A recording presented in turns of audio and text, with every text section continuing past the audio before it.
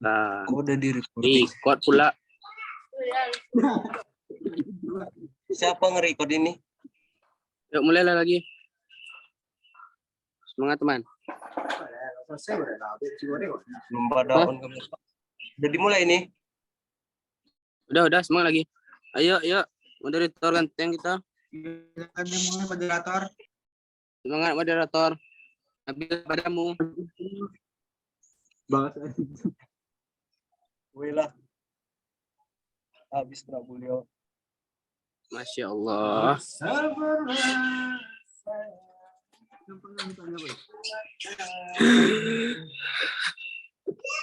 Wah.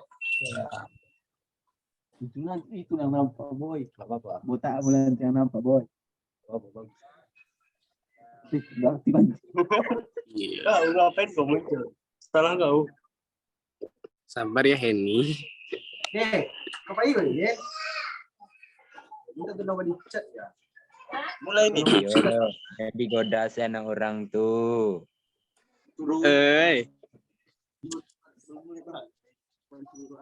Halo, kada. Tolonglah aku ya Kadi. Masya Allah. Kenapa Kalila ini cantik sekali?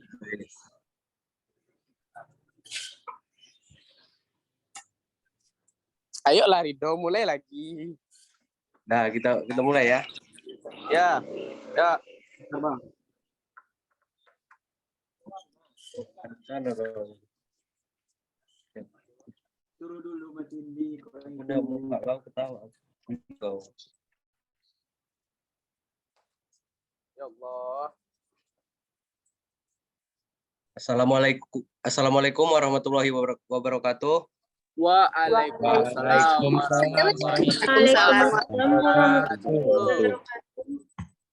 Waalaikumsalam. Wassalamu ala asrofil anbiya'i wal mursalin wa ala alihi washabihi ajmain. Sebelumnya perkenalkan nama saya Uliatul Ridho Ritonga. Saya selaku moderator beserta anggota kelompok saya. Untuk anggota kelompok saya dipersilakan untuk memperkenalkan dirinya.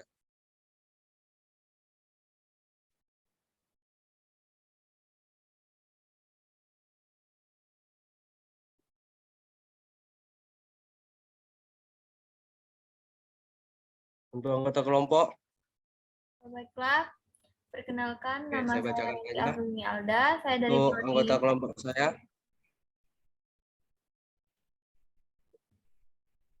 kelompok saya, yang bernama Renti Afrinili Alda, yang kedua Sabita Amelia Sar, yang ketiga Shirley Amelia, dan yang keempat saya sendiri Uliatul Ridho Ritonga. Di sini kami dari kelompok 5, kami akan mempresentasikan materi hasil diskusi kami yang bertema pilar-pilar pendidikan. Materi yang pertama akan disampaikan oleh saya sendiri, materi yang kedua yang akan disampaikan oleh Renti Afrinili, materi yang ketiga yang akan disampaikan oleh Sabita Amelia, dan materi yang terakhir yang akan disampaikan oleh Shirley Amelia. Oke, masuk di materi yang pertama yaitu tentang pilar pendidikan. Pilar pendidikan adalah tiang atau penunjang dari suatu kegiatan usaha, pengaruh, perlindungan, dan bantuan yang akan diberikan kepada anak didik dan bertujuan untuk pendewasaan anak. Pilar pendidikan. Pengertian pendidikan menurut 3 pendapat ahli. Yang pertama ialah menurut Profesor Herman, pendidikan adalah proses abadi dalam penyesuaian tinggi bagi makhluk yang telah berkembang secara fisik dan mental yang bebas dan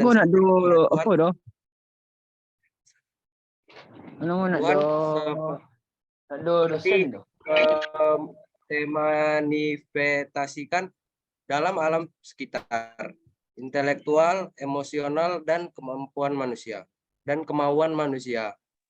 Kedua, menurut MJ Level, pendidikan adalah setiap pergaulan yang terjadi adalah setiap pergaulan antara orang dewasa dengan anak-anak maupun lapangan atau suatu keadaan di mana pekerjaan mendidik berlangsung. Ketiga, menurut Profesor Dr. John Dewey, Pendidikan adalah suatu proses pengalaman karena kehidupan adalah pertumbuhan. Pendidikan berarti membantu proses pertumbuhan batin tanpa dibatasi oleh usia. Proses pertumbuhan ini proses menyesuaikan pada tiap-tiap fase serta menambahkan kecakapan dalam perkembangan seseorang. Baik, itu dia tadi materi yang pertama. Untuk materi yang kedua yang akan disampaikan oleh Renti Afrinili, kepada Renti Afrinili dipersilakan.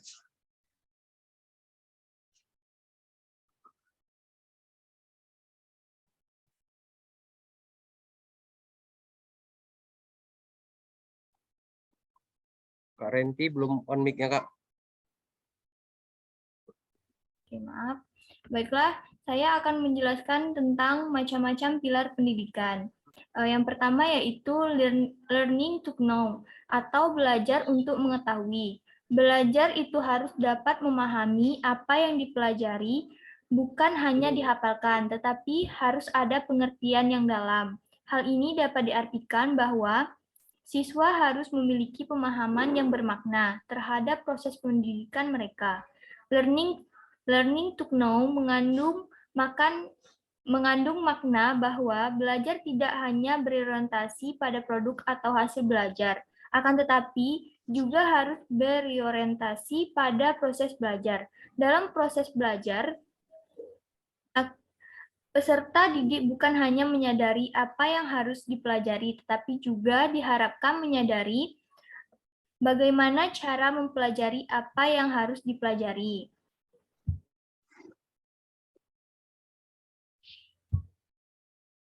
Yang kedua yaitu learning to do.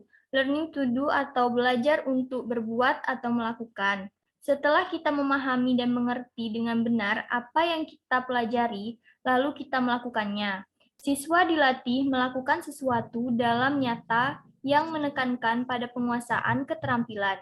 Belajar untuk menerapkan, sasaran dari pilar kedua ini adalah kemampuan kerja generasi muda. Learning to do mengandung makna bahwa belajar bukanlah sekedar mendengar dan melihat untuk mengakumulasi pengetahuan, akan tetapi belajar dengan dan untuk melakukan suatu aktivitas dengan tujuan akhir untuk menguasai kompetensi yang diperlukan dalam menghadapi tantangan kehidupan. Yang ketiga yaitu learning to be atau belajar untuk menjadi seseorang.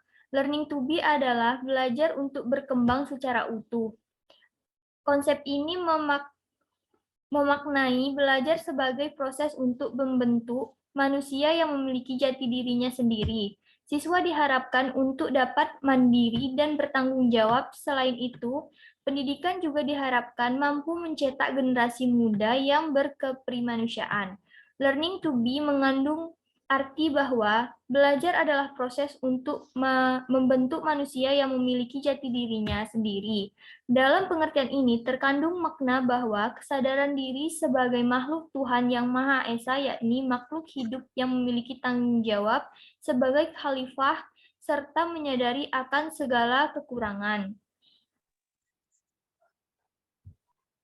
Yang terakhir ada learning to live together atau belajar untuk dapat hidup bersama.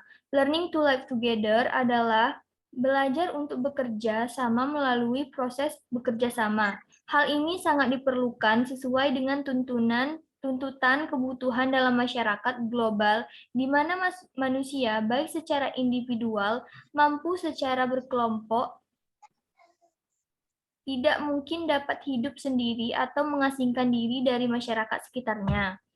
Learning to live together ini mengajarkan seseorang untuk hidup bermasyarakat dan meminta manusia berpendidikan yang bermanfaat baik bagi dirinya sendiri dan masyarakatnya maupun seluruh umat manusia. Dalam konteks pendidikan, siswa diharapkan dapat bersosialisasi dan berkomunikasi dalam pendidikan. Oke, baik. Terima kasih kepada Renti. Yang kelima, learning to live in God. Belajar untuk beriman dan bertakwa kepada Tuhan Yang Maha Esa. Satu pilar lagi yang sangat penting dalam proses pembelajaran dan sistem pendidikan adalah belajar untuk beriman dan bertakwa kepada Tuhan Yang Maha Esa.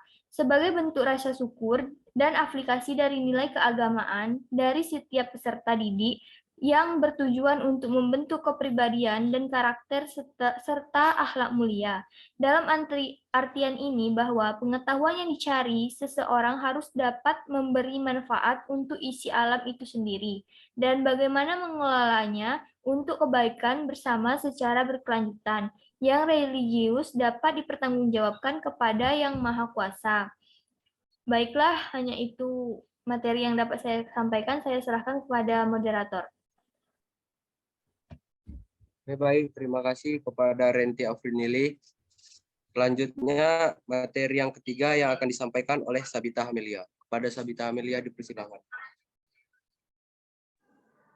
Baiklah, saya akan melanjutkan materi selanjutnya.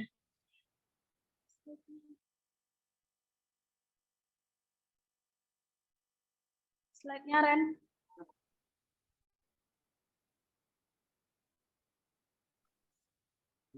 Materi selanjutnya yaitu implementasi pilar pendidikan.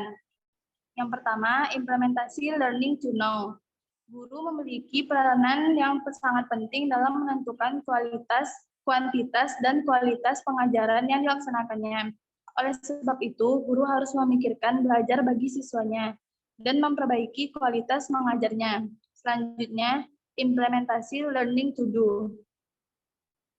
Sekolah sebagai wadah masyarakat belajar hendaknya memfasilitasi siswanya untuk mengaktualisasikan keterampilan yang dimiliki serta bakat yang diminatinya agar learning to do dapat terrealisasi.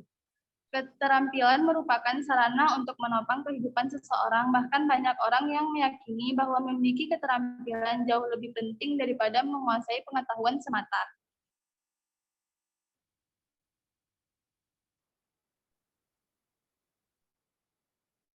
Selanjutnya, implementasi learning to be. Peran guru adalah sebagai kompas penunjuk arah sekaligus menjadi fasilitator sangat dibutuhkan untuk menumbuh kembangkan potensi siswa secara utuh dan maksimal. Konsep learning to do perlu dihayati oleh praktisi pendidikan untuk melatih siswa agar memiliki rasa percaya diri yang tinggi. Kepercayaan merupakan modal utama bagi siswa untuk hidup dalam masyarakat. Selanjutnya, implementasi learning to live together.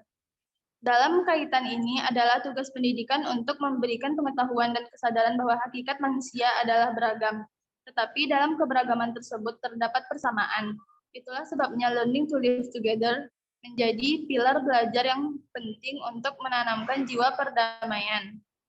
Selanjutnya, implementasi learning to believe in God. Dalam pendidikan adanya pelajaran pendidikan agama. Di sini peserta didik diajarkan nilai-nilai serta kaidah-kaidah tentang agamanya. Melalui ini peserta didik diajarkan bagaimana dalam bersikap serta menggunakan ilmu yang ia miliki. Sekian yang dapat saya sampaikan, saya kembalikan ke moderator. Oke, baik. Terima kasih kepada Sabita Amelia. Dan materi yang terakhir selanjutnya yang akan disampaikan oleh Shirley Amelia. Kepada Shirley Amelia dipersilakan. Baik, terima kasih saya ucapkan kepada moderator. Materi selanjutnya mengenai upaya yang dilakukan guru agar pilar pendidikan dapat diimplementasikan dalam penyelenggaraan pendidikan. Yang pertama, learning to know, artinya belajar untuk mengetahui. Dimaknai sebagai pemikiran kepemilikan materi informasi yang banyak dan mendalam. Konsepsi ini menekankan bagaimana kita diajak menangkap peluang sehingga bisa berkembang. Logika, empirisme, dan transendental, yaitu kemampuan mengaitkan kemampuan intelektual dengan nilai spiritual. Yang kedua, learning to do, artinya belajar untuk melakukan sesuatu, di mana kita diminta terus belajar memperbaiki dan menumbuh kembangkan kerja. Selain itu, juga mau dan mampu mengembangkan teori atau konsep intelektualnya. Yang ketiga, learning to be atau belajar untuk menjadi seseorang. Dalam kehidupan dewasa ini, manusia bisa hanyut terbawa arus jika gagal menemukan jati dirinya. Untuk itu diperlukan proses kehidupan bermasyarakat sebagai implementasi hasil belajarnya. Yang keempat, learning to live together, yaitu bagaimana peserta didik diarahkan mampu mengembangkan kita dan strategi belajar yang independen, kreatif, inovatif, dan efektif untuk mencapai tahapan learning society.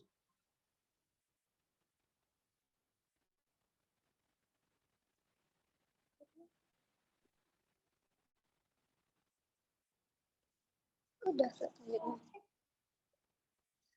Materi yang selanjutnya yaitu mengenai kendala yang dihadapi guru dalam mengimplementasikan pilar pendidikan. Rendahnya kompetensi akibat buruknya pelaksanaan sertifikasi guru menjadi salah satu penyebabnya. Bagaimana tidak, guru lebih banyak disibukkan mengejar sertifikat agar mendapatkan kebaikan kesejahteraan. Akibatnya, kompetensi terabaikan dan peserta didik menjadi korban buruknya kemampuan mengajar guru. Dampaknya, proses transfer pengetahuan kepada siswa belum berjalan maksimal. Kurikulum yang padat juga menghambat pendidikan karakter di mana nilai spiritualitas dan moralitas gagal dikembangkan. Persoalan bertambah rumit ketika guru gagal memberikan teladan dan lingkungan sekolah yang kurang kondusif. Pada titik kulminasi, kemampuan belajar sepanjang hayat atau long life education guru dan siswa tidak terbentuk. Kejadian ini tentu tidak boleh dibiarkan, sebab kegagalan 4 pilar pendidikan berdampak mengganggu kepentingan pendidikan nasional di masa mendatang. Bagaimanapun juga, keberhasilan pembinaan dan pemberdayaan guru dapat mendorong rekonstruksi paradigma dan perilaku peserta didik. Untuk itu, pemerintah perlu merumuskan strategi dan kebijakan efektif yang pro guru, agar visi mulia mencerdaskan kehidupan bangsa yang tercermin dalam 4 pilar pendidikan dapat tercapai. Baiklah, demikian materi yang dapat saya sampaikan. Saya kembalikan kepada moderator. Oke, baik. Terima kasih kepada Sabita Hamid.